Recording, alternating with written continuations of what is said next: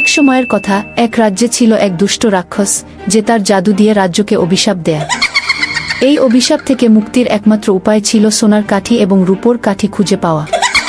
রাজ্যের রাজা ও রানী তাদের একমাত্র পুত্র রাজকুমার আদিত্যকে এই দায়িত্ব দেন।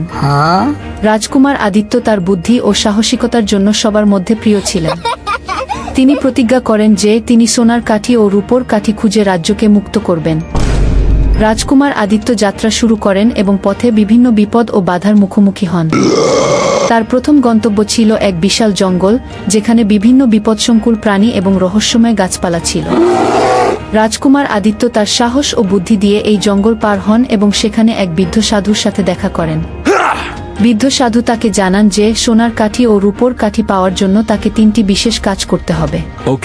প্রথম কাজ ছিল এক বিশাল পাহাড়ে উঠে একটি বিশেষ ফুল খুঁজে পাওয়া। রাজকুমার আদিত্য তার সাহসিকতা ও দৃঢ় সংকল্পের মাধ্যমে পাহাড়ে উঠে ফুলটি খুঁজে পান। দ্বিতীয় কাজ ছিল এক গভীর নদী পার হওয়া, যেখানে বিশাল সাপ এবং দুষ্ট দৈত্য ছিল। তিনি তার বুদ্ধি ও শক্তির সাহায্যে নদী পার হন। তৃতীয় ও শেষ কাজ ছিল এক ভয়ঙ্কর অরণ্যে ঢুকে একটি বিশেষ গুহা খুঁজে পাওয়া, যেখানে রাক্ষসের মায়াজাল ছিল। রাজকুমার আদিত্য তার সাহস ও ধৈর্যের মাধ্যমে এই গুহা খুঁজে পান এবং সোনার কাঠি ও রূপোর কাঠি উদ্ধার করেন। ফিরে এসে রাজকুমার আদিত্য রাজা ও রানীর কাছে সোনার কাঠি ও রূপোর কাঠি তুলে দেন এবং রাজ্যের অভিশাপ ভেঙে রাজ্যকে মুক্ত করেন।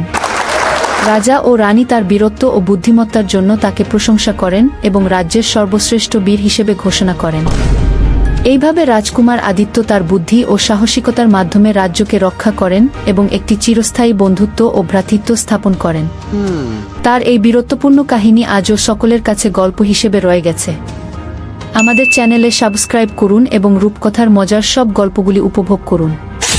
আমরা নিয়মিতভাবে নতুন ও আকর্ষণীয় গল্প আপলোড করি, যা শিশুদের এবং বড়দের জন্য সমানভাবে উপভোগ্য।